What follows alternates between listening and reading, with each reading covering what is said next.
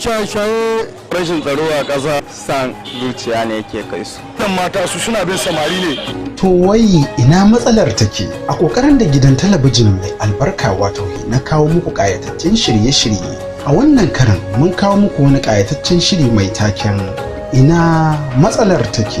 Shirin ina matsalar take shiri ne wanda ke shiga lungu da saƙo don samo mana mafita akan matsalolin da suka addabi al'umma a rayuwar yau da kullum, kamar ɓangaren rashin aikin yi, shaye-shaye, fyaɗe, cin zarafin yara da mata, rashin tarbiyya da taimakon juna da dai sauransu, tare da jin ra'ayoyin jama'a wanda a ƙarshe masana suke mana fashin baki don warware matsala. Mu kasance da shirin ina matsalar ta. Assalamu alaikum, kuna tare da Afmas Online TV Channel a cikin shirinmu na zamantakewar aure, wanda a yau insha Allahu za mu yi duba akan me ke kawo mutuwar aure a ƙasarmu ta Hausa, wanda ni Shafatu Abubakar Cika insha Allahu zan gabatar. To kafin mu tsunduma a cikin shirin za mu yi duba akan menene aure. Idan aka ce aure, kowa ya san aure sunna ce ta Annabi Muhammad sallallahu alaihi wasallam, sannan kuma yana kwaɗaita suwa akan mu yi aure saboda yayi alfahari da mu a gobe ranar tashin alkiyama.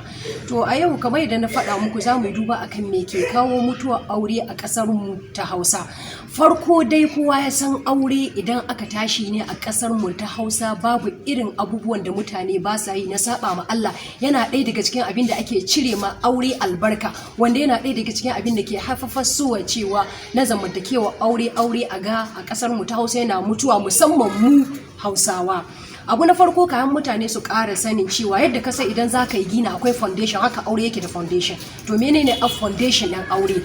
Shine a duk lokacin da za ka yi aure, ka yi aure for the sake of God, ma'ana ka yi aure saboda Allah, saboda Annabi da kansa ke cewa innamal a'malu bin niyyat wa innamal likulli imrin ma nawa. Kowane mutum Allah zai duba da abin da kai niyya da shi lokacin da za ka aure ko za ki aure, Allah zai duba zuciyarki don me ke shi.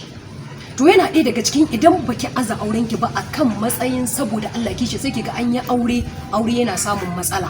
To abu na biyu kuma wanda ke kawo mutuwa aure kafin a ce a tashi aure, ƙaryayyakin da ake yi.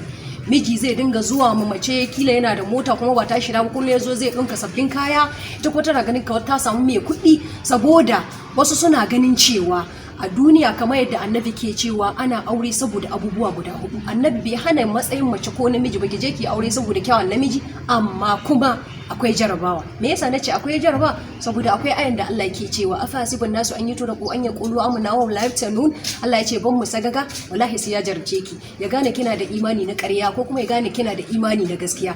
So ke ga in muka duba ana aure dan kuɗi, dan nasaban mutum, dan arzikinsa, dan cewa ko dan kyawunki ko ke kuma matsayin mace. Wannan hadisi da mutane ka gani yadda mu namiji ka yana da interest ya aure dan kyawun mace, haka ma mace mata mu ma wasu suna da interest su aure namiji akan kyawunsa ko dan kuɗinsa ko dan ya haito daga wani gida mai nasaba ko kuma ya fito yana da addini. Amma Annabi abin da yake cewa yana horar da mu aure abucin addini ko da hannayensu za su ja ƙasa.